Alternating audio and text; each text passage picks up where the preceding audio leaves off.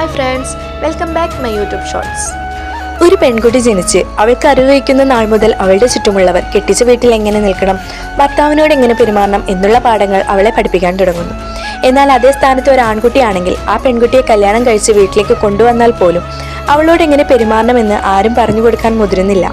ഭാര്യയോട് എങ്ങനെ ഇടപെടണമെന്നറിയാത്ത ആ ആൺകുട്ടി പുറത്തുള്ള ഒരാളോട് പെരുമാറും പോലെയാവും ആ പെൺകുട്ടിയോടും പെരുമാറുക.